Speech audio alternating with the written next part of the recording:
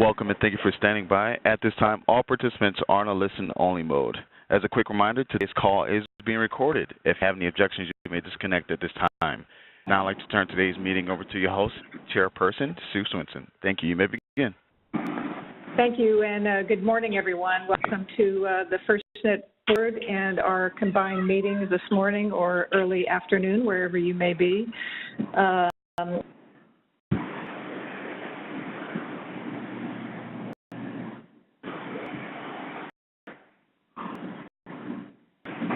You may not know I live in the golden state of California. I'm not sure it's so golden anymore.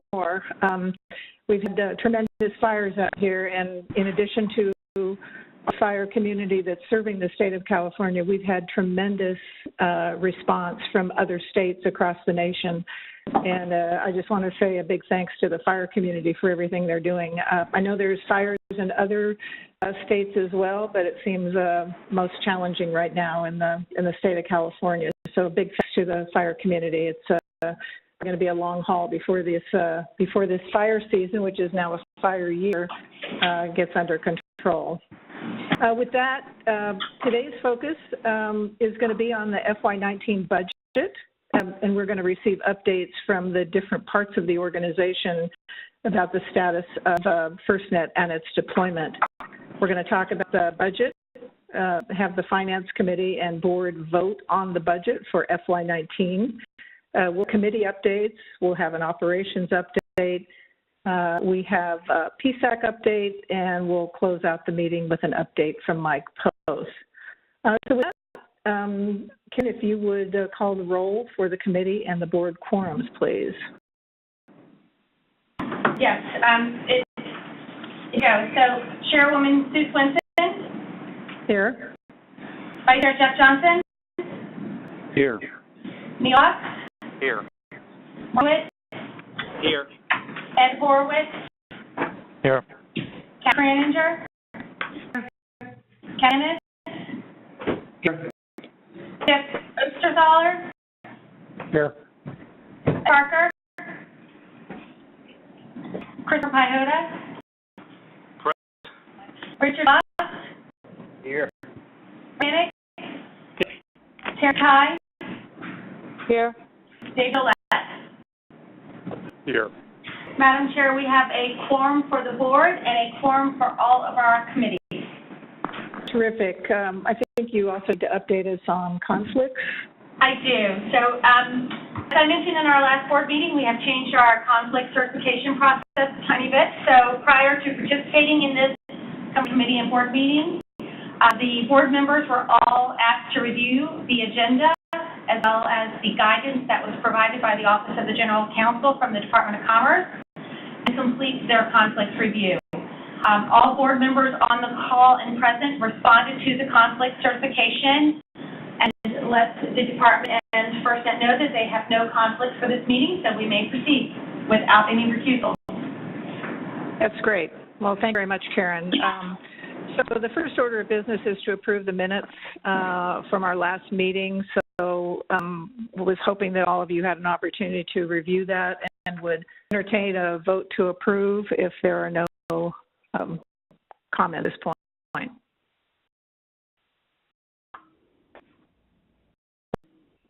Thank you, Neil. Yes. Thank you. Any further discussion? All of you signify by saying aye. Aye. Aye. Aye. Aye.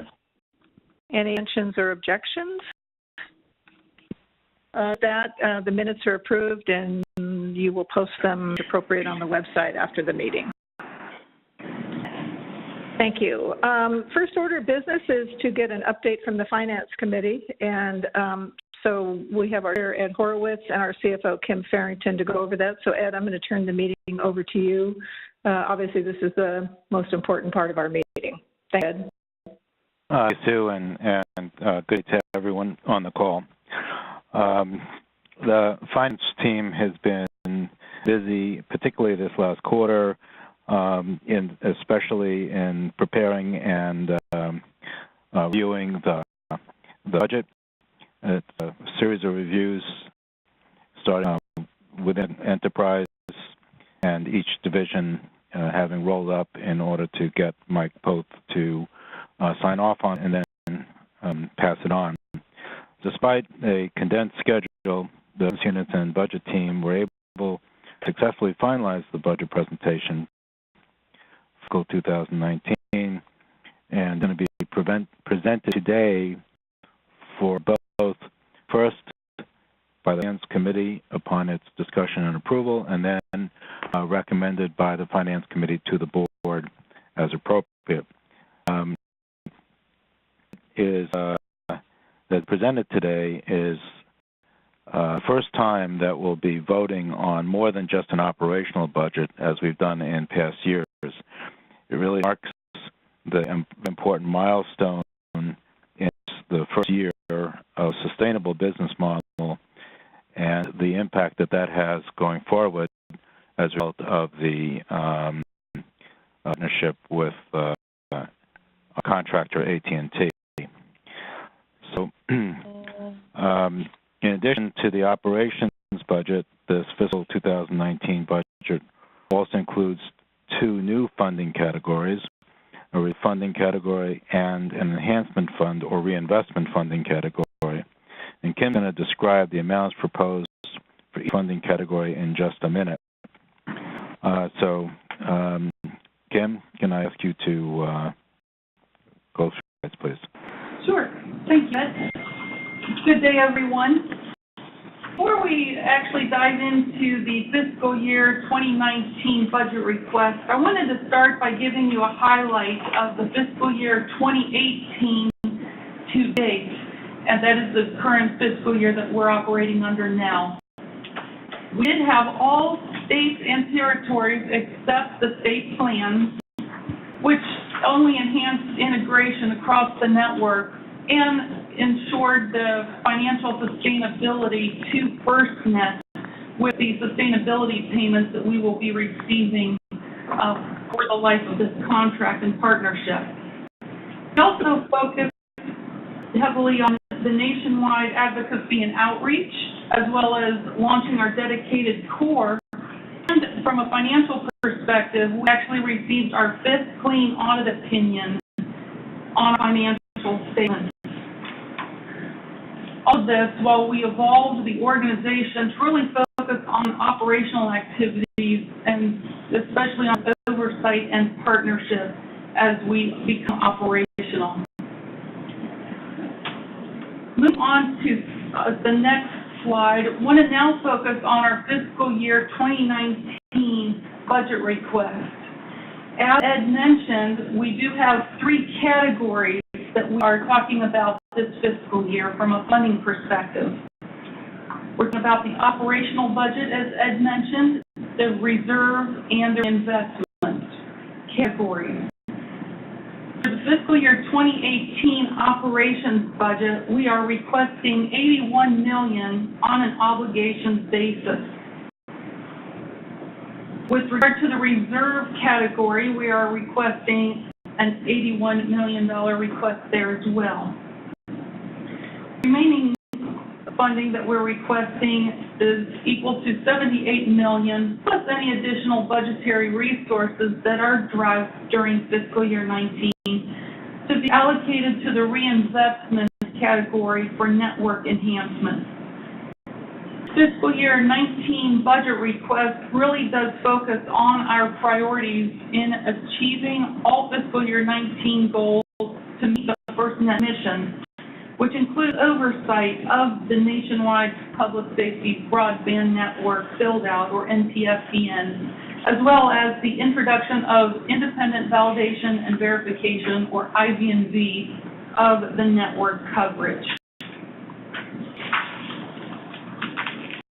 Moving on to the next slide, wanted to focus on the fiscal year 2019 priorities that our Chief Executive Officer has set forth.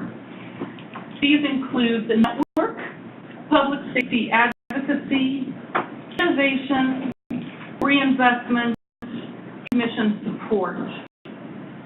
With regard to the network, we will continue our oversight of and assist with the deployment, operations, and maintenance of the network. This functions across our departmental, includes the work of our network management and operations office, validates that the contract is being upheld. That safety advocacy work, which ensures public safety input and feedback, is continually being used to inform and improve the network. And we are working with the technology and innovation team who continues to test, validate, and approve functions, features, and devices with our partners.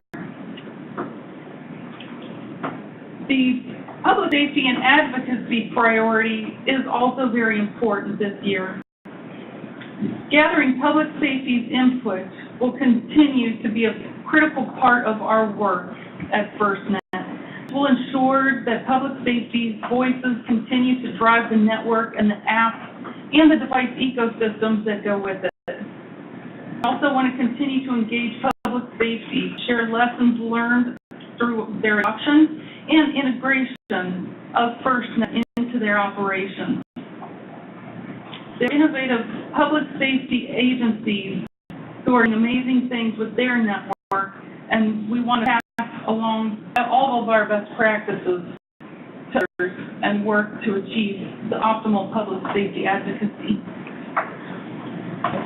Innovation is also our third key priority, and that's where we're basically focusing on innovative technologies to advance that public safety communication, make sure that it will be a top priority.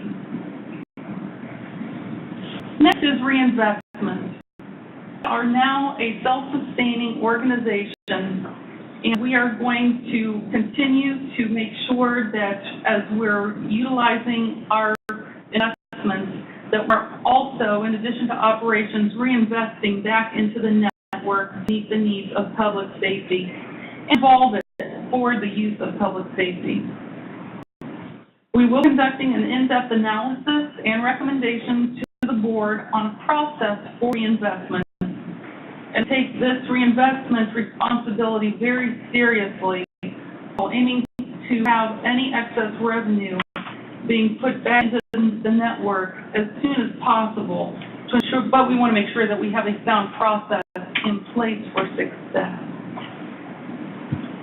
And all of these priorities that I just mentioned are fully supported by our mission support staff. None of this work would be possible without the operations and human capital that we have in place for our mission support across all departments. Each member of our staff, be it program or mission support, is really focused on and driving our public safety mission. And FirstNet is proud to be an advocate for public safety as this network is deployed. And I would just like to take a moment to especially thank my staff who helped pull this budget together, in addition to basically everybody at FirstNet who was involved in developing this formulation for 19. Want to thank Dave Puffett, Jeff Underwood, Etta Cottle, Tony Dyson, and Rosa Rojas-Simmons for all the hard work in pulling this together so we can present it to you today. So knowing that these are our priorities that I just mentioned, we actually have a plan by month for fiscal year 19. And what you're seeing now is our monthly budget forecast that leads us up to the $81 million obligations operational budget we're requesting and the associated $76.5 million in expenses, represented by the red line you see. You asked what we plan to do with the money, the $81 million we're requesting for our operational budget. And you can see that on this next page. What you're seeing is our fiscal year 19 milestone, the very high-level milestone for this fiscal year that will be utilizing that $81 million budget request.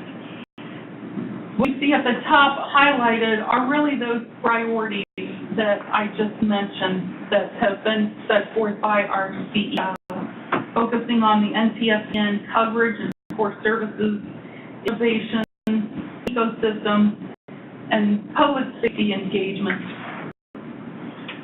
bottom half of the milestone chart, those are more our mission support functions and milestones that we plan to achieve this fiscal year in support of our program and priorities. And really focusing on our strategic plan and our strategic opportunities under that plan. With that, if there are no questions, I will turn this back over to you. Well, thank you. Let me open the floor up to the members of the committee and members of the board if there are any specific questions relating to this topic of Kim or Mike or me, no matter. Hey, this is Sue. As you know, I'm on the committee, and as you know, you and I spent quite a bit of time with Kim and her staff going through this. But I think it's worth noting that we have a budget. We're evolving from a planning organization to an operating organization. With the network deployed, or the fifth network in the U.S., Public Safety's network, the roles of the groups within FirstNet are shifting a bit, from planning to operating. And as you know, I think it's important to mention that we've had discussions about the new approaches, how we're going to measure things, and those are still in process because it's a pretty big evolution. So obviously we have the resources in place to do that, but I think there's still further discussion that will occur post today about how those resources, are being utilized in the most effective way. So this is not, not business as usual. This is a big transition, I think, for the organization, and I think it's important to mention that. And clearly, it's I concur with that, and I can share with anybody who's on the call that Sue has been extraordinarily active in every nuance of this budget process, along with other members of the committee and the board. And what she just indicated is an important reflection of the transition from pre-operational to operational, and then the fact that this is a living organism that will continue to evolve over time. As we are getting the network deployed, as we're seeking input from public safety on what the priorities are for them and how that will influence where monies are invested into the network in support of the mission and public safety all along the way. And with that, the strategic planning process that Mike and the team have engaged in is quite critical, and is called out here on this milestone schedule appropriately. Like that, as Sue said, we have transitioned. We are transitioning. The organization is transitioning. The mission, however, it remains the same, and that is serving public safety and getting this network up and operational as quickly and effectively as possible, and with the support and leadership of both staff and our partner in AT&T. Are there any other questions or comments from the board?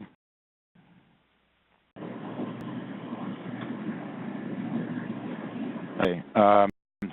Thank you, Kim. If there's no other discussions or comments, I'll ask Karen to read the Finance Committee resolution, and then I'll ask the members of the Finance Committee to vote on that resolution. Thank you, Ed.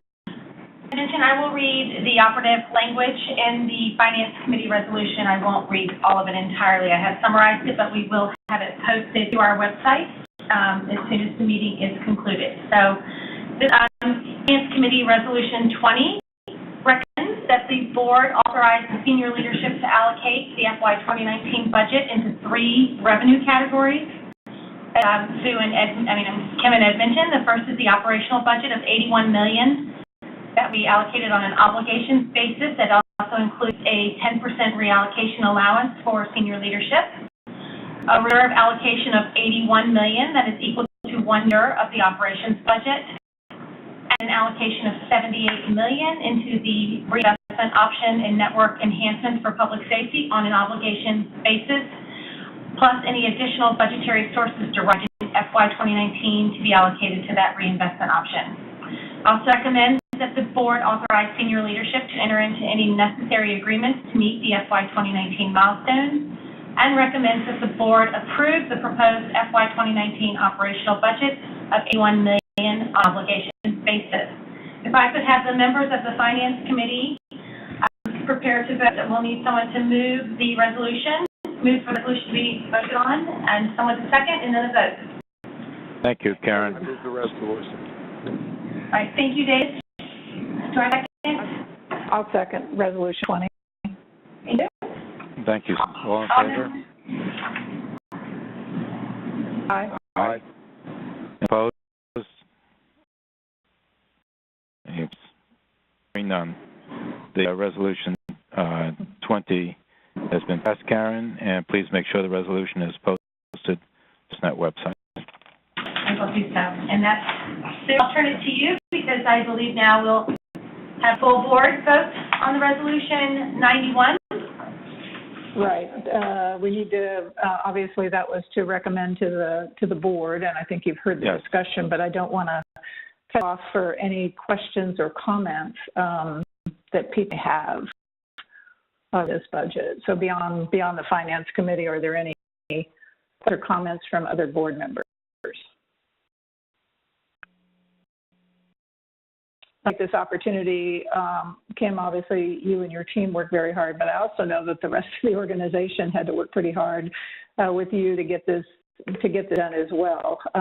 So I'd like to thank the entire organization. This is a multi-month process, and it takes everybody's hard work to make it happen. So I'd like to extend my thanks to the entire organization for getting it done.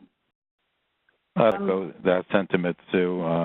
Yeah. This is truly a bottoms-up process that is engaged every corner of the organization, as well as people from outside direct leadership. I'd also like to say, Sue, that the committee voted in favor of the budget and is recommending to the board that it take a vote in support of the budget for FY19. So, Karen, I think there's some operative language that you should probably read before I ask the board to vote.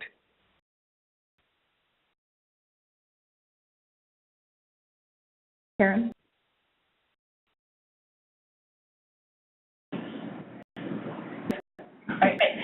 Sorry, this resolution mirrors very much of what was just recommended by the Finance Committee, but it actually asks the board to authorize senior leadership to allocate the FY 2019 budget into these three revenue categories: an operational budget of $81 million on an obligations basis, with the 10% reallocation allowance, and the reserve of $81 million that is equal to that 1 year of operations budget, an allocation of $78 million into the reinvestment option in the network enhancements for public safety on an obligation basis, and also authorizes senior leadership to place any additional budgetary sources derived in FY 2019 into that reinvestment option.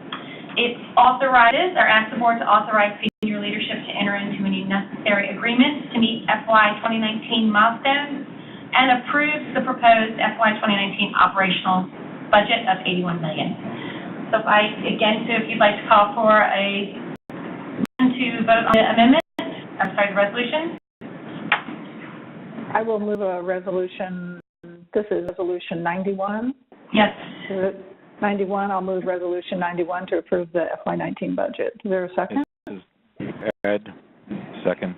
Thank you, Ed. So calling for a vote in favor, please signify by saying aye. Aye. Aye. Aye. Aye. Aye. Any oppositions or abstentions? So we have a budget pass, Mike, so you should be pleased about that.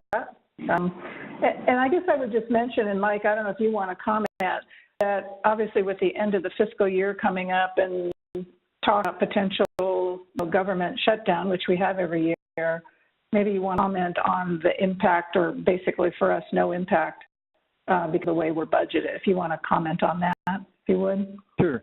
No, and thank you very much to the board and to the organization. As it was, as we talked about earlier, the organization, the board takes this very serious and financial stewardship, because every dollar that we do save gives an opportunity for the board to consider, investments back into the network.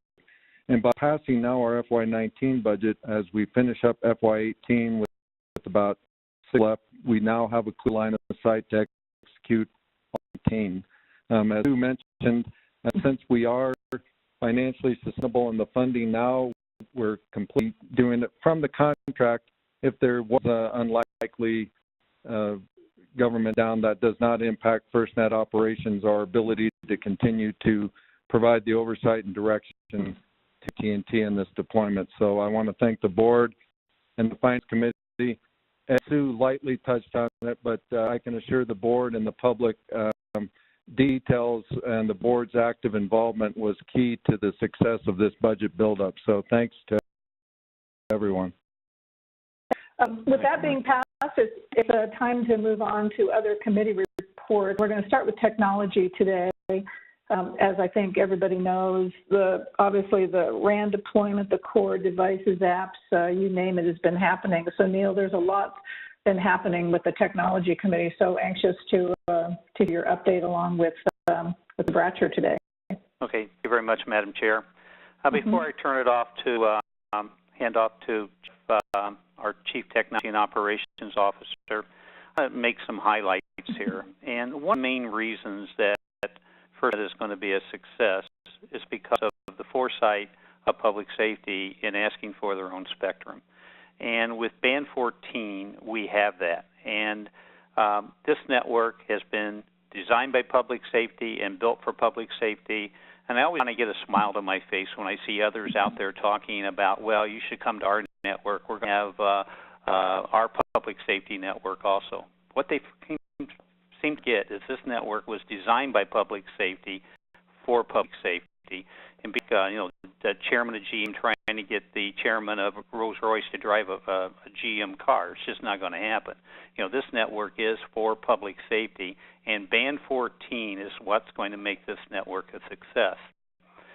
There's been a lot of devices, and they're starting to come online, and Mr. Bratcher will talk about those. And once you get the devices, then we can start to get the applications onto this network, which will really show the benefits of what this network is capable of. The fifth network. We'll also have Jeff talk a little bit about Task 3 and Task 4, and these are the task orders that make this the nation's fifth network, wireless network. So Jeff will talk about that. And finally, I'd like to say that I'm very excited with what our technology team has done in working with other government agencies on looking at the value of this network in protecting and saving lives. So a lot of tests that will involve LMR, Bluetooth, Wi-Fi, how all these can be integrated in situations, in real-life situations and test modes, to see how then they can be hauled out back on Band 14 and used to really make all of us safer. With that, I'm going to turn it over to FirstNet's Chief Technology and Operations Officer, Jeff Bratcher. Jeff? Thank you to talk to everyone today, give some quick updates on a few things. Last met in person on June 20th, I believe. The first to lead off with is our Band 14 Spectrum Clearance Grant Program. Fantastic effort by the team in working with agencies to clear the Band 14 spectrum so that our contract partner AT&T can deploy the public safety network. For those that may not recall, it was about 11 years ago that the FCC actually did a new band plan in 700 megahertz that realigned the public safety broadband portion with the D block. Unfortunately, there were several agencies that had deployed narrowband voice systems on the previous band plan prior to 2007. So as part of the act and when the legislation was passed, we could seriously to make sure those agencies would be able to migrate their systems into the narrowband portion of the spectrum. In 2015, we asked for a budget of $40 million from the board in our budget to run this grant, this spectrum clearing grant program, and ultimately we made 11 awards to different state and municipal public safety entities that total $27 million in total for all costs related to relocating from Band 14 spectrum. Happy to report that we have finished clearing this spectrum as of July 31st, just a couple of weeks ago, under budget and with the total grant funds used of $23 million. So we'll actually be recouping $4 million in grant funds to go into the network investment bucket and use those going forward for the network. Also successfully cleared a Department of Commerce Inspector General audit of the grant program, and there are no stated issues with how that's been implemented.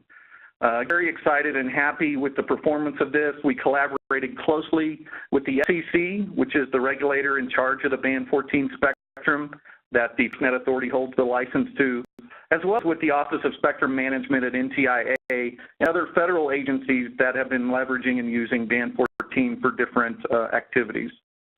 So I'll take any questions on this. Otherwise, we can move on. Okay, Karen. Hey, Jeff Johnson. Yes. Hey, just, yes, sir. Just thank you for such a nice job. That, if handled properly, that could have just created inflammation and conflict. I want to compliment you for the speed and efficiency, but also the way it was done. So appreciate that. Be sure the team is made well aware of that. It was a joint effort with several different agencies working through this. And, you know, public safety agencies that were affected worked very closely with us, and we're very happy with how this has turned out to have spectrum clear and ready for moving forward. Comment. I think it's really interesting when you look at spectrum that's been auctioned in the past. I think it'd be anywhere from like 3 to 5 years before from close of the auction to when it's actually usable. So this is in a pretty short window to clear spectrum. Has that been your kind of experience with spectrum clearing? Going back to PCS and other technologies in my private sector, it's definitely a much longer process. And again, I think it was we were very proactive in identifying once the legislation was passed and some of the initial meetings, we knew this would be an issue for those agencies that had already deployed their narrowband systems. And actually working here in Colorado, I was very familiar with the statewide system in Colorado and how that worked going forward. So very pleased with that team. Yeah, and the highlight on this too, Sue, is the fact that spectrum covers every inch. I mean, it's very high quality spectrum, and it will really benefit public safety. Good point, Neil. Thanks, Jeff. You're welcome. On to the next slide. So the slide presenting now is a quick update on our device and application ecosystems. Very excited. We now have 41 devices on the public approved certified list. You see the breakout here of the different smartphones, tablets. I would also highlight last week we had the APCO announcements. In concert with those, we had Motorola announcing a new device, the Lex L11, as well as Samsung announcing their just released 9 supports and has Band 14 as well for the network. So we're very excited. This was a key driver, back to talking spectrum, having this Band 14 in a Tier 1, Tier 2 providers of devices and available for public safety was a key objective for RFP, and we're well exceeding that going forward. On the applications ecosystem, the web page that you see here is the actual live website, developer.firstnet.com, and it's where developers are signing up to develop applications dedicated to the FirstNet network and the first responders. Working through, it's been in operation for about 9 months now. We have several applications listed in the catalog now. We're always working for refinements and enhancements based on what we're hearing from the public safety community as well as the developer industry community on how they'd like this enhanced, and we're adding that going forward.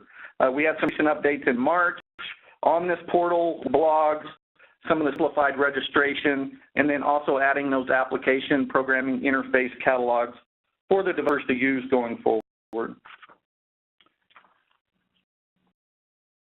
With that, Cox, that concludes my technology committee update to you today. Okay. Hey, Jeff. Hey, Neil, could I ask one question?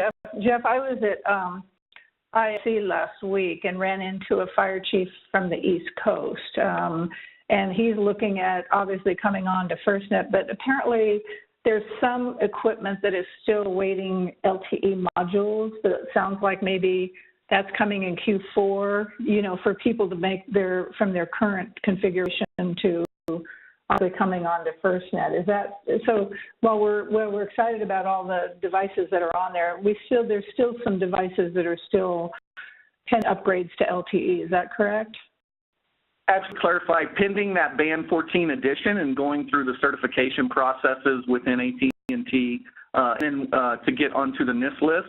But we just concluded some device roadmap meetings with AT&T, and there are several of these Band 14 LTE modules that you're referencing for the vehicle routers and other capabilities that are in the queue as we speak. And I'll present updates at our next board meeting and share those with you then. Okay.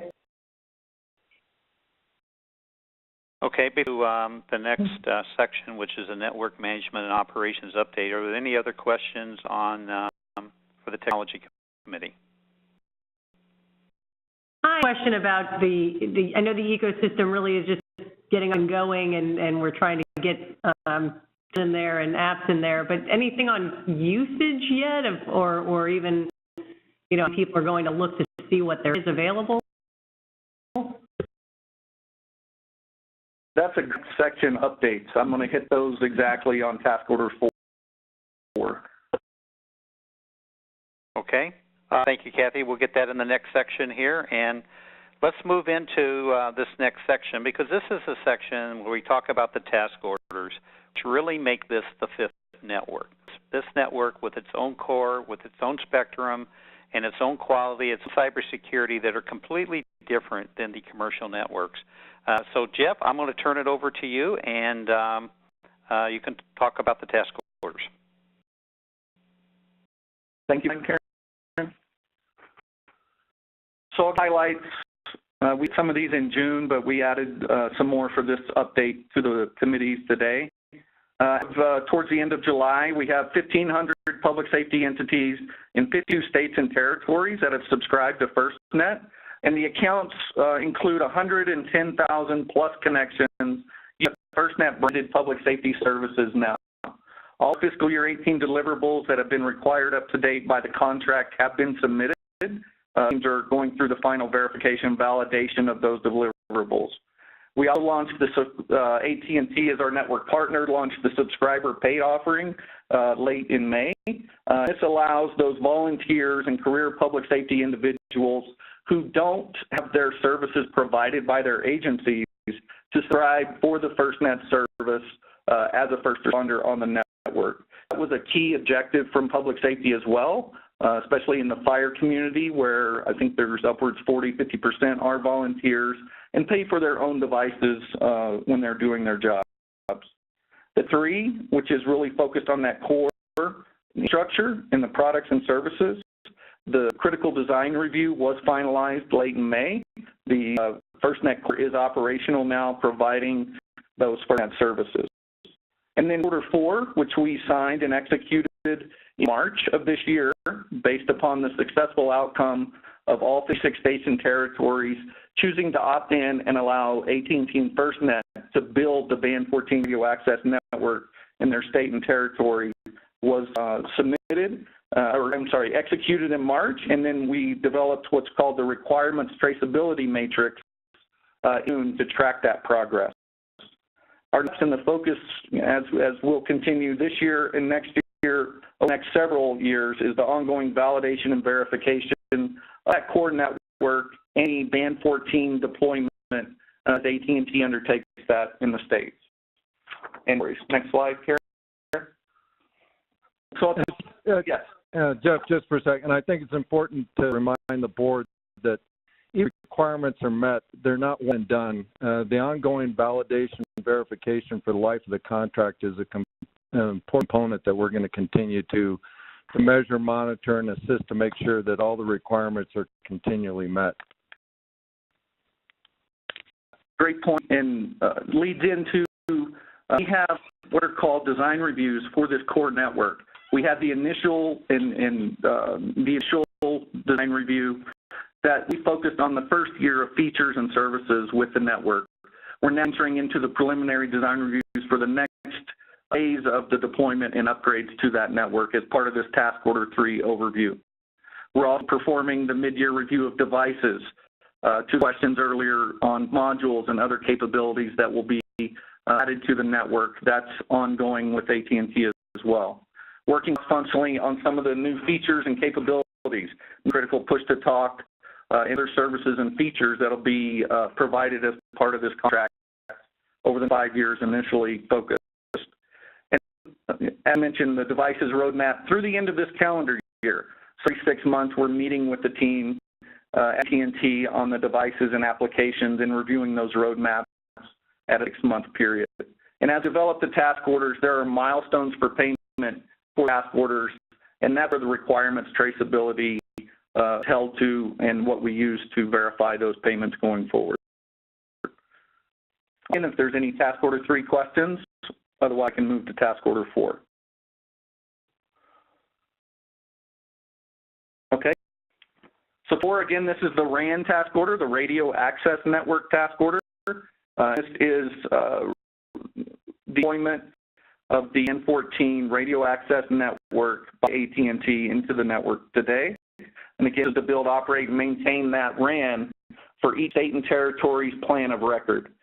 So as we develop the state plans and finalize those, and the governors submitted their opt-in letters, loading those into the task order, executing that moving forward. We'll be using that with AT&T and any of the state-specific commitments, tracking those as we go forward. Now, this will also evolve the network with the features and technologies become available on public safety's needs moving forward.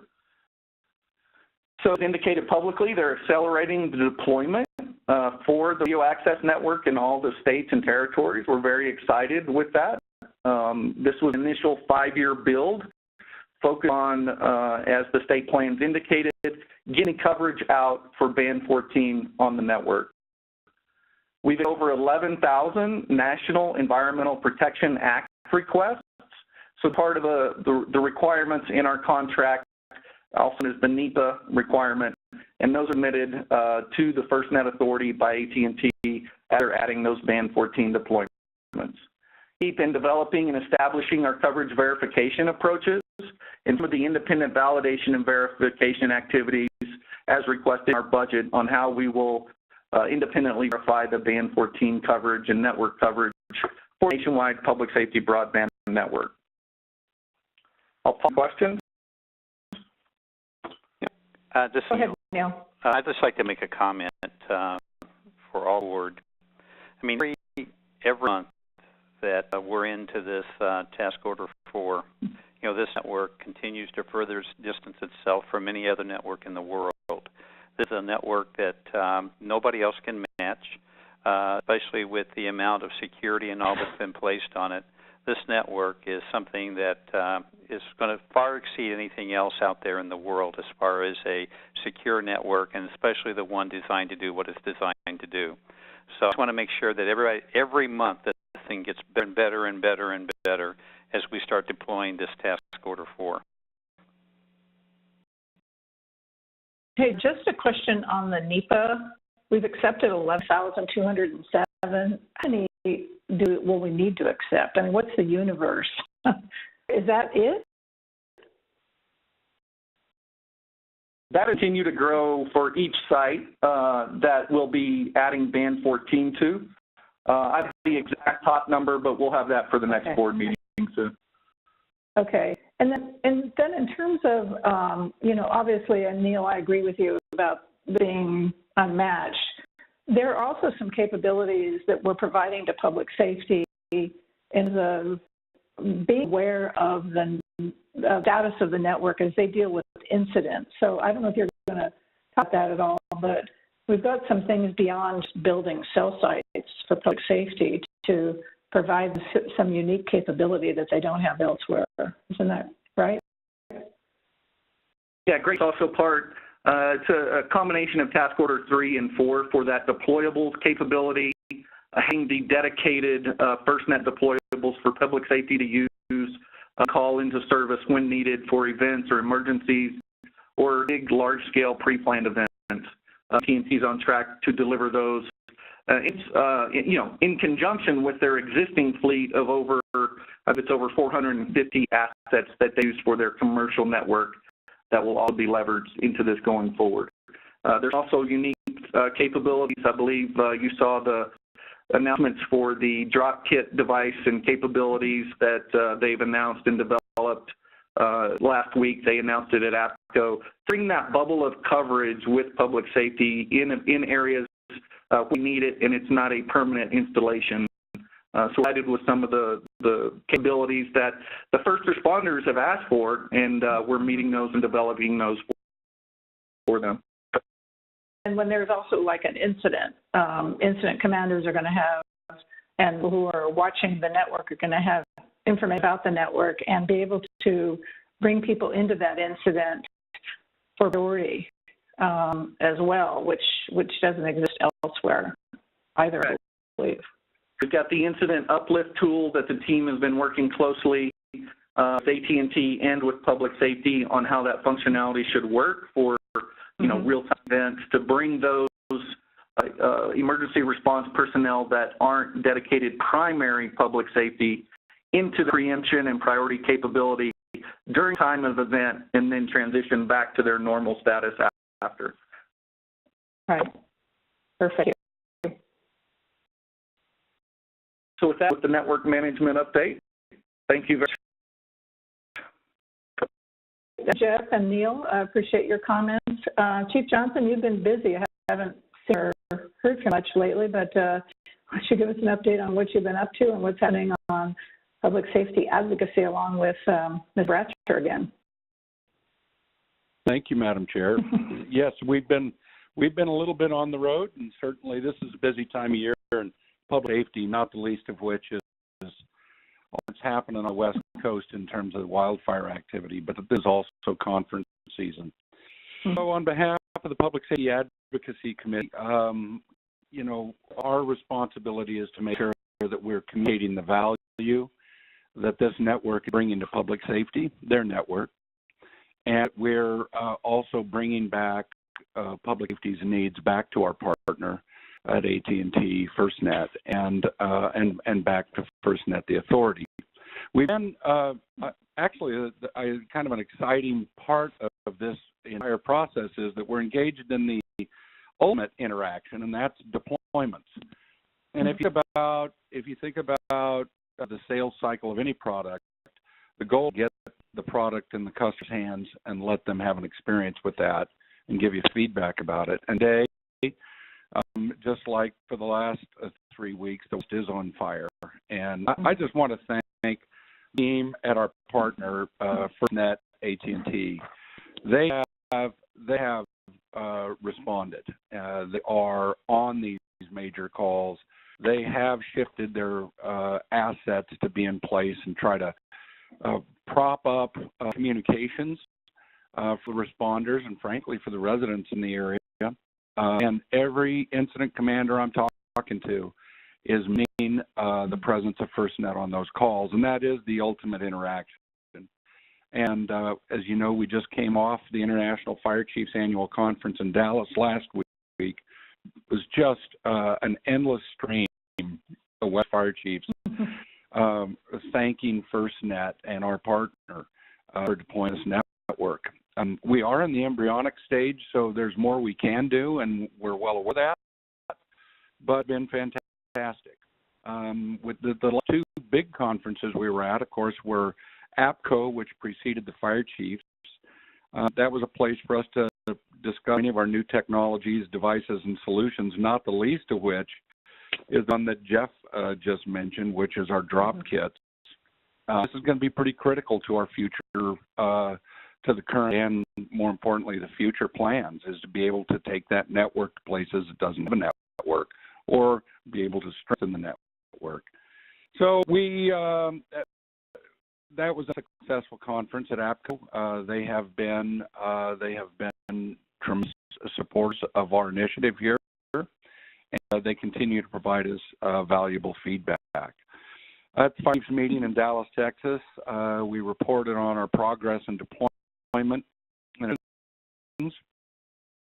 they're very curious about where it is, and the glee on their face when they find out that they can sign up for FirstNet today, that makes them very happy. They know we have more coverage to provide. We have more build to go, but that work today is alive, and you can sign up, and that makes them happy. There is, I think, to be very fair and honest about it, I think there is a palpable sense of frustration at some of the messaging coming from non-public safety networks. These are commercial carriers that are communicating that they're offering public safety services, and it is aggravating to my colleagues that they designed and built their own network, and the board exists to hold our partner accountable to building that network. And they are very frustrating that other people are messaging that they have something similar. I guess I'm very happy that these chiefs know that it's not the same, and they understand that people are just trying to retain their customers. But there is a lot of frustration, and they're asking us to step up our communication on this so responders understand the distinction. I think overall, they are very pleased that the fifth carrier in this nation is FirstNet, and that our partner has done such an effective job ahead of schedule of getting this network stood up. So my thanks, I want to share my thanks to our partner AT&T at their FirstNet product that's out, and I want to thank the staff and this board for doing such an excellent job, and let you know that the fire community is excited, and they stand ready to help us in any way we need. So thank you, Madam Chair. Are you going to bring us up to some of the activity that's been going on? The chief has certainly heard a couple of it. Perhaps you have some additional comments you'd like to make? Sure, I'll add a couple of things to that. Thank Johnson and Chairwoman Swinson. A couple of quick updates on our public safety advocacy team and the focus they're going to be executing moving forward. And there are two key goals. And as we've done all along in mentioning the spectrum that public safety fought for and their needs for the network, capturing ongoing public safety needs to influence the nationwide public safety broadband network, product development, driving those innovation and differentiation, based again on what public safety needs from the network so that they can do their jobs easier to save lives. We'll be working with public safety hand in hand as we have been. There's really, the other goal is developing and enhancing that positive sentiment with public safety, ensuring they know this is their network. We're to drive their needs and requirements into this network and develop those services for them. We're continuing to engage with the stakeholders in the traditional ways.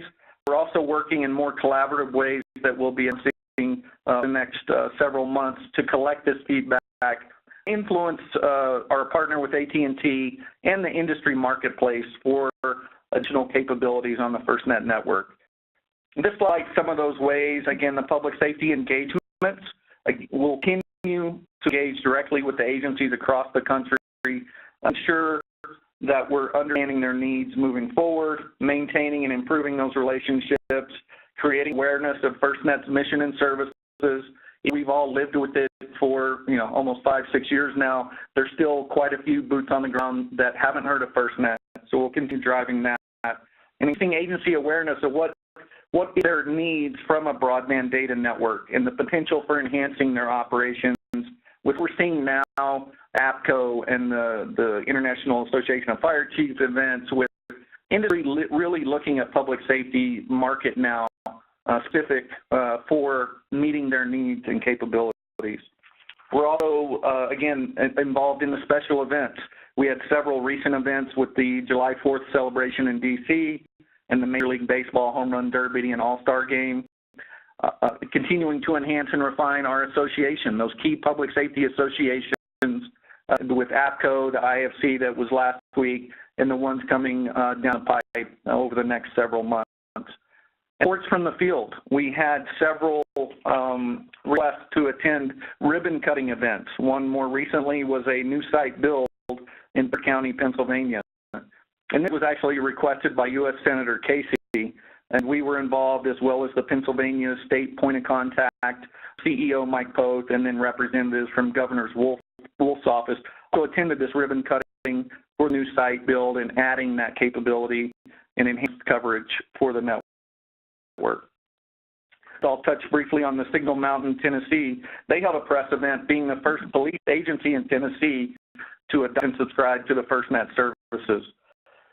Chief Mike Williams stated that moving to FirstNet was a necessary component of their technology innovation implementation program. And their vision was really based on three critical factors. One, groundbreaking technology, state-of-the-art LTE wireless technology, coverage capacity, and some of those control capabilities that we mentioned earlier for the incidents. And again, system reliability and security that we're providing with a dedicated security operations center that's monitoring this network 24/7, 365. So I'll turn this back over to Chairman Johnson and take any questions, should there be any. That can report, Madam Chair. Thank you, Jeff. Yeah, just a comment, Mike. Say a little bit more for the benefit of the board, your trip to Pennsylvania, because I think it really, even though it was requested by a senator, I think that really came out of probably some of the consultation efforts, and I'd be interested in how people's reaction were since you were on down for that ribbon cutting.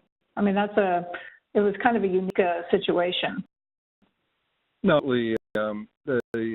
the town and the location has a railway. The tracks go through it, and in less than 1 year, they had 2 derailments with heavily toxic materials. This small town literally has 0 cell coverage from any carriers.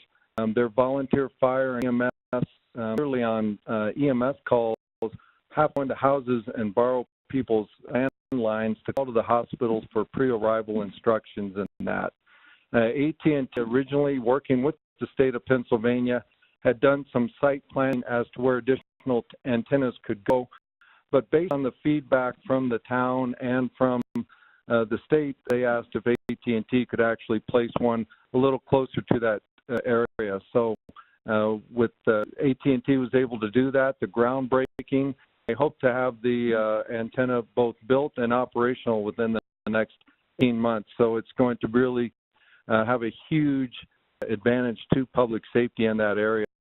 The volunteer fire chief was telling me that they have to drive 20 to 30 minutes as they're taking patients, for example, into town before they start getting any signal from any carrier. So it shows how important FirstNet is in the rural areas and how critical it is to public safety. It really hit home for me seeing that. It was worth you sharing that. And then, Mr. Bratcher, just a plug for the board and anybody listening, some of the work that Dave Buchanan and his team are doing on podcasts. I just listened to podcast number 3, and I think he chose the speaker because of the same last name. I think he spoke to Deputy Chief Buchanan from Las Vegas, I believe. And I found that podcast to be really helpful because you hear directly from someone who's a user, and what benefits that's going to bring. So do you want to talk about the podcast series, just so in case people are unaware? Sure. So, and we've just recently announced that. I believe that was episode number 3. And Dave actually filmed that last week at the APCO trade show with Chief Buchanan from the Las Vegas. So we're excited with those. You can find those on our YouTube channel as well as linked off of our FirstNet.gov webpage. We are definitely going to be targeting users of the network, getting their perspectives and feedback on the use of the network and some of those capabilities they'd like to see in this network going forward. We feel it's important to capture those as broadly as possible. Thanks for the tee up, and Dave's, I think, getting his microphone voice in well use now and getting a good rhythm to those. It commented to me that they were a lot harder than he imagined them to be, but I'm sure they'll get easier. So for those of you who haven't it's really worth a listen, and I'm sure we're going to hear from more from the public safety community. So I think it's a great vehicle, much more interesting than reading a document, to listen to somebody firsthand. So I really applaud, that approach to getting the information out. So thanks to Dave and the team for initiating that. Next up, we're going to hear from Paul Patrick, who I think you all know chairs the Public Safety Advisory Group. And Paul, your group has been very busy, and so we're anxious to hear what you've been up to and maybe what's coming up. Thank you. Can you hear me okay? Perfect. Awesome. Again, I want to thank you for the opportunity to speak to you today. And just been a busy summer for us in the Public Safety Advisory Committee. We've held 2 webinars since we last met. One was on the Network Status Tool, and the other one on the Quality Service Priority and Preemption, or QP.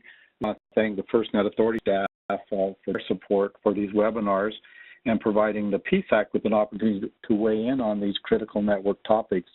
I've been very pleased, in fact, coming in a way, because I've had almost 100% of the PSAC members have written to me and commented and talked to me about how impressed they are and how important these series have been for them. So a great success, and we've also helped to bring our PSAC members a little closer together, which is also very important as we continue to assess out to our advocacy groups and associations as we meet with them. Our next webinar is going to be later this month, and as Jeff Bratcher mentioned, this is on the Uplift Request Tool. That's August 27th, Monday, 1 p.m. Eastern Time. And also to our board members, we do send out notifications and encourage you, if you'd like to listen in on these, to join us for those. Later this week, I'll be joining the PSAC members of the Tribal Working Group in the person meeting in Rycom Fire Department in Valley Center, California, which is just of San Diego. And pleased that Chairperson Benson, you'll be joining us for, I believe, the first day, and also Kevin McGinnis from the board will be there for almost 2-day conference. So we look forward to that. Among the other topics we're going to be many topics we'll be talking about, where AT&T will be there to discuss funding issues, the tribal public safety use cases, potential FirstNet device procurement for their devices, as well as building out discussions. All of this centered around the tribe. So we're very excited to meet with the Tribal Working Group on Wednesday and Thursday of this week at one of the fire stations in one of the tribal areas in Northern California and north of San Diego. So that made it close for you, Madam Chair. So thank you for your willingness to attend that with us. And certainly, later this month, the Executive Committee and I will be traveling to Bedminster, New Jersey, to AT&T's Global Network Operating Center, and we're holding an in-person meeting to discuss a lot of our PSAC planning, including the golden voice of Dave, as you mentioned on the podcast. We've set time aside for those, since we will be there, and for those of us who could join and participate and be put down on tape for some of the future podcasts, which we're very interested and excited to do as we move forward. With that, Madam Chair, brings my report to a close, unless there are any questions. No, thank you, Paul. Any questions from the board? PSAC webinars, I think, having participated in them and along with several other board members, are very helpful. Just a reminder to the board members who are joining, the call is not for you, it's for the PSAC and for public safety. So Chief Johnson at the very beginning said, look, you guys can attend, but you're in listen-only mode. But it's very instructive. I think, Neil, you've commented how much you've learned just listening to, it's not just telling the PSAC members, it's engaging with them to get their feedback on what works for them. So, Neil, I don't know if you have any comments, because I think you've found them very useful. Yes, I think they're extremely valuable, and you get a lot of insight from public safety. And then at the same time, on the technology side, we see how maybe we need to educate public safety on what the future is, and some of the things that they're used to doing today, and they may want to continue doing. There may be a technology or feature that will be coming down the road that'll be making it better. So it's really good to understand what's important, but it's also not only educating us on the technology side, but it gives us what we need to do to maybe solve that issue, whether it's a battery life issue or a cost issue or something of that nature. But it does give us an opportunity to listen. I mean, we listen, and but when we do the feedback later on that provides, what's in the works to maybe solve that issue. So I think they're extremely valuable, and any board member that has the time to attend, I think you would find it very rewarding experience. Great. Anybody else? So I was about to say, mind reading must be part of the capabilities. I joined the last one, and I found it to be extraordinarily interesting, as well as it's very educational. There's so much to be learned, and we make an assumption that everyone has a full understanding about what the true capabilities and breadth of this network will be. And the reality is it's not that uniform understanding. This is one of those wonderful touch points in which issue can be raised and can be discussed. You get feedback from the marketplace because there have been testimonials or other things in which there's now effectively a report back to the PSAC. PSAC, in turn, represents a tremendous broad group of associations and individuals, and this is a mechanism through which we can communicate. And I think add to this the blogs is really full tools. And again, we can never take for granted that anyone, because heard the message one time, really heard it or understood it.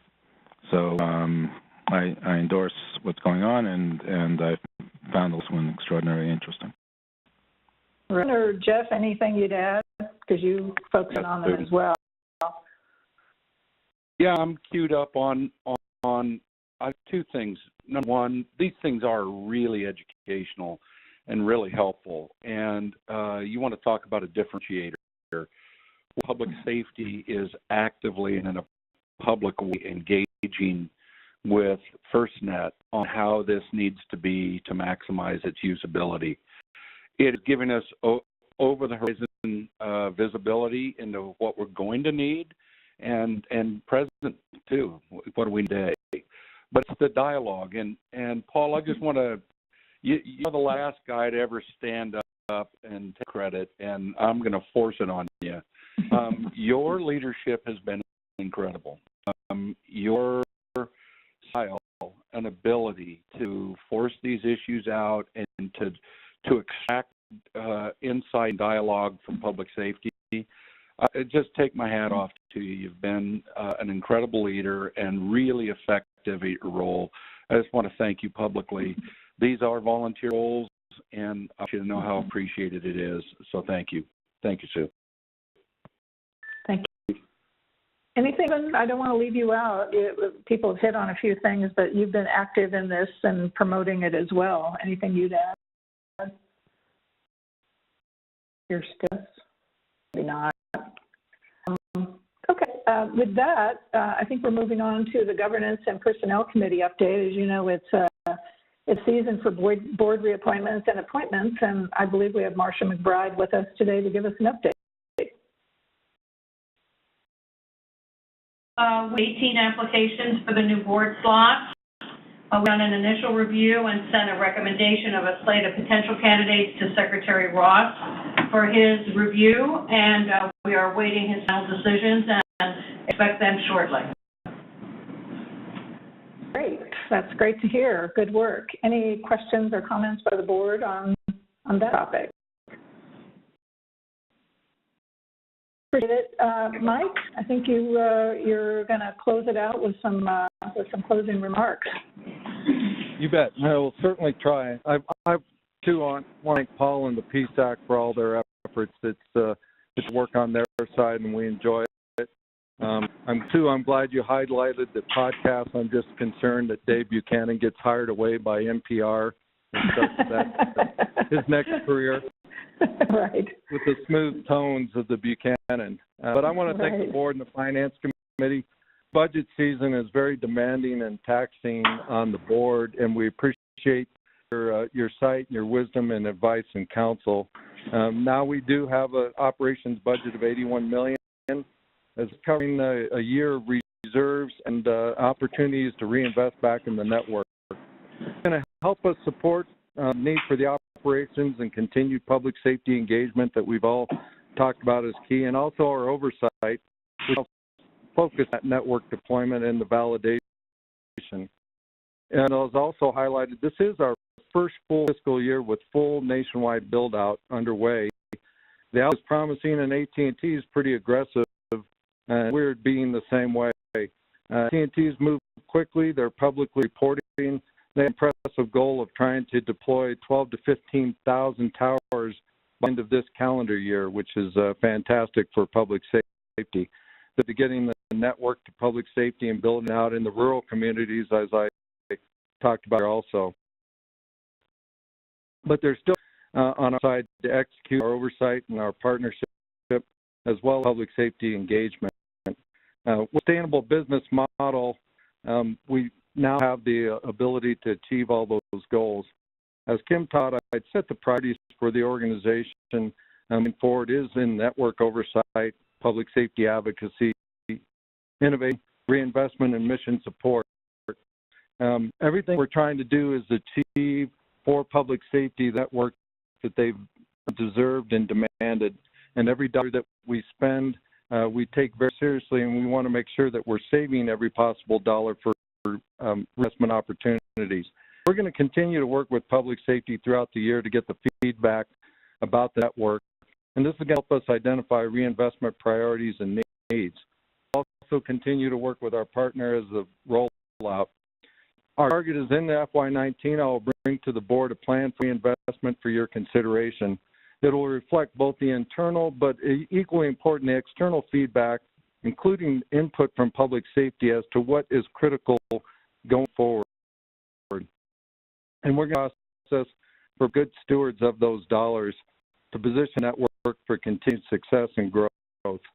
We are really trying to strive for the best bang for our buck. So a lot of exciting times. We truly appreciate all the efforts of the board, and I truly appreciate all the efforts of our staff that have worked tirelessly over the year to make this happen. Key components is our board, and the leadership of the board is key. So what I'd like to do is yield the rest of my time to Vice Chair Johnson, if he would like to say a few words and close us out. I appreciate the report. So, Sue, first, forgive my deceit through omission. I know that you would squash any attempt by this board to publicly recognize our appreciation to you. So, forgive me for that. First, I think I have to make a motion. The board authorize the addition of one item to this agenda, and that would be reading and consideration of Board Resolution 92. So I make the motion. Second. Third. You do. Fourth. Madam Chair, if you'd call for a vote, I'll proceed. All those in favor, please signify by saying aye. Aye. Aye. Aye. And any opposition or abstention, all abstain. Chair, so it is my pleasure to read the into the record the First Responder Network Authority Board Resolution 92, an expression of thanks for this of Sue Swenson as the chair of the First Responder Network Authority, dated the 13th of August, 2018. Whereas the Middle Class Tax Relief and Job Creation Act of 2012 permits the First Responder Network Authority, FirstNet Authority, an independent authority within the Department of Commerce's National Telecommunications and Information Administration, NTA, so to exercise the actions of its board, all are specifically granted by the provisions of this subtitle, and such incidental powers as necessary, unquote. And as the Secretary of Commerce selected Sue Swenson to serve as the chair of the FirstNet Authority for a two-term in August of 2014, and we appointed Chair Swenson to the board for a second consecutive term in August of 2016. And whereas Chair Sue Swenson has served with great diligence, skill, enthusiasm, and exemplary leadership and expertise as telecommunications and technology executive have been valuable to this board. And whereas the Chair Sue Swenson's efforts to guide the board and organize it as well from a small startup to a fully functioning government agency, her insights and experience helped to navigate the complex challenges of standing up a nationwide wireless broadband network. And as Chair Sue Swenson has shown emphasis on tireless commitment and drive for public safety and played a critical role from the implementation of the strategic planning roadmap to the development and award of a comprehensive network contract. And whereas Chair Sue Swenson has demonstrated her deep personal commitment to public safety, FirstNet Authority, and the National Public Safety Broadband Network time and time again, to determined efforts and work transformed from concept into reality in an accelerated time frame, surpassing the expectations of many in industry, public safety, and government. And with Chair Swenson has also been recognized by several organizations for her work on behalf of public safety, the FirstNet Authority, and the NPSBN, including induction into the Wireless Hall of Fame in 2015, receipt of the APCO International Leadership and Advancing Communications Policy Award in 2015, the International Association of Fire Chiefs, the IFC 2018 IFC President's Award, receipt of the National Public Safety Telecommunications Council, NIPSTIC 2018 Richard DeMello Award, which is presented to one individual in public safety communications who has demonstrated the highest levels of personal and professional conduct and performance in local, state, and national public safety communications arena. Now, therefore, be it resolved that the FirstNet Board hereby extends its formal appreciation to Sue Swenson for extraordinary expertise, experience, commitment, and leadership as the board chair. And then it goes on to say the undersigned board secretary of the First Responder Network do hereby certify above the true and correct copy of the resolution at the meeting of the board on August 13th, 2018. And with that, Madam Chair, I would move adoption of the resolution. And once we have a second, it'll be open for comment, and you need to carry out the vote. Thank you. Jeff. Any further comment? Well, thank you very much. All those in favor, please signify by saying aye. Wait a minute. Madam Chair, can I comment for a minute? It's Rich Janik. Okay. Yeah. You aren't going to get that easy. So. Yeah, Madam Chair, it's Rich Janik. Okay. And members, I just want you to know that on behalf of the National Sheriffs and the Major County Sheriffs of America Associations, ACP, and the Major City Chiefs, all of us have discussed this over the past several months and appreciate Chair Swenson's service to the board as chairwoman, and did participate in a letter acknowledging such that will be forwarded to here in the next week or so.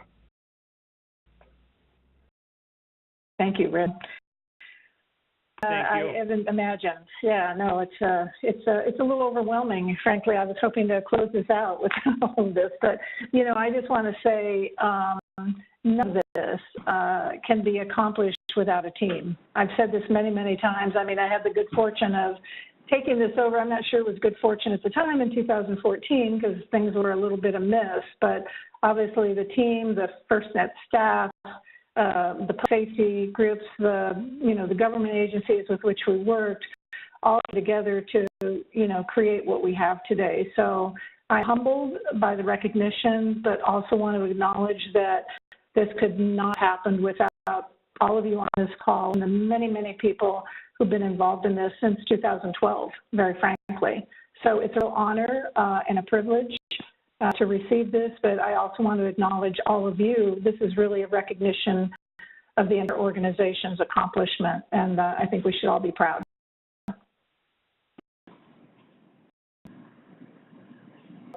So with there may be additional comment on this topic.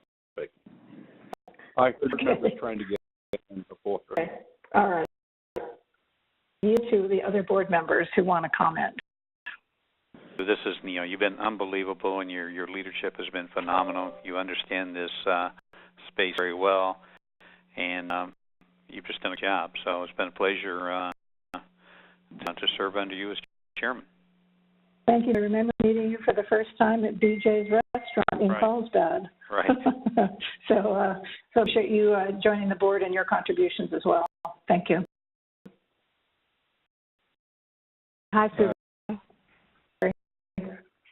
I just want to add, as one of the members I know that, along with several others that have been on this from the beginning, I think that all the board members would agree with me that we would not be where we are today. Not just your leadership, but your willingness and ability to get in and dig into the detail, to be able to, participate at that level, both in terms of helping the organization move ahead, but also in terms of building credibility for the organization. So I know we all feel very, very strongly. Again, we would not be where we are today were it not for your continued dedication and support. And Mike, here on behalf of all the employees and the contractors, past, present, and future, that will have and continue to work at the FirstNet Authority, we want to thank you for all of your efforts for the last few years. You've established a foundation for success that it's incumbent on us to continue to carry that torch forward. So thank you. Appreciate it. So Ed, I would just say you care about the mission, you care about the people we are serving, you care about the details, you care about staff, you care about process, all of those things together in a single human being, and who really inspires people to follow. And I've only known you for years that I've been on the board, and you've been chair this whole time, so I don't know what it's like when you're not the chair. But I would say that it's been a real privilege serving with you as you've been chair. This is Jeff. I had a resolution, which thank goodness Hooked Phonics came in handy there for a minute. Well, in the midst of all these glowing comments, I do have one complaint about leadership. Okay. As an avid outdoorsman and hunter, I got to say, the closest I ever came to being shot is you promising Congress that if we didn't get it done, we should all be shot. A little tongue in cheek there, but so it was that gut instinct and that inspired insight. Ability to be candid and honest and to draw on your experience that really set your leadership apart. I'd be remiss if I didn't thank Sam again for grabbing you out of your pleasant life and bringing you to us, and thanking Daryl as well for sharing you with us. But so it's that instinct that has done well for you over your career, and it was that instinct that serves well. And it was said that you have served public safety, and I want you to know that public safety sees you as public safety. Thank you for your service. Yeah, that's a real compliment. And again, I just want to say it's been, this is obviously the last public board meeting where I'm going to chair. And it's also the last public board meeting, by the way, that Chief Johnson will be the vice chair of your board. I think had I known that he was going behind the scenes and creating this, obviously we would have had an equal, I think, a conversation about the contributions of Chief Johnson, and I'm sure we'll find an opportunity. Jeff, thank you, because this past 6 years, it has been many things: educational, interesting, challenging, but more importantly, and I think you've all said it, that we leave the roles of vice chair and chair having achieved what we set out to do in 2012 when FirstNet was first established. It is the deployment of NPSBN, and having realized then the substantive parts of the Congressional 9/11 report, having been achieved, I think we can feel pretty good about leaving at this particular point in time. Public safety has its own network, that being the fifth network in the U.S. They fought for, designed, and are now being built for them based on what they said and needed. I have to say that the partnership, having this partnership with Chief Johnson, I didn't know much about public safety coming into this. And Jeff, it's really because of your help with me, helping to round out that important part of this role, and working together, I would not have been able to do that. So I'd like to take this opportunity to personally thank you for helping me, one, get engaged with public safety, and two, appreciating what needs to be done. I also have seen, and I think some of you have said this during the meeting, I've seen AT&T demonstrate its commitment to public safety. First by showing their commitment to public safety just by responding to the RFP. I think that in and of itself was, quite an undertaking. And then secondly, you've talked about it, all of you through the meeting, they've not only met but exceeded the milestones in our contract with them. And I think they see it as, frankly, more than a contract. It's a real commitment, a higher order commitment to public safety. So I'm pretty happy to leave the FirstNet board in the hands of new board leadership to write the next chapters for FirstNet and to bring to public safety all that it needs and deserves in the years ahead. I'd like to, really thank the entire board, as I've said before, the authority organization, Mike, you and your team, other agencies with whom I've interacted frequently. Marcia, you're on the call. Admiral Hewitt, Kathy, Chris, all the help we've gotten from your organization, who truly supported we've done through thick and thin, because as you all know, it hasn't been easy. You are, and I'm sincerely appreciative of the support. So just nice move on your part, and don't worry, I'll find an opportunity to get back at you. Well, staff was complicit if I'm split. Okay, well, I'll make sure that they get their judge too. All right, thanks for the initiative. So, Sue, I think it's yours. Yeah, I think we can vote, right, on the resolution. Is that where we are? Yeah. Okay, so I'm going to entertain a motion, since I obviously can't. So moved.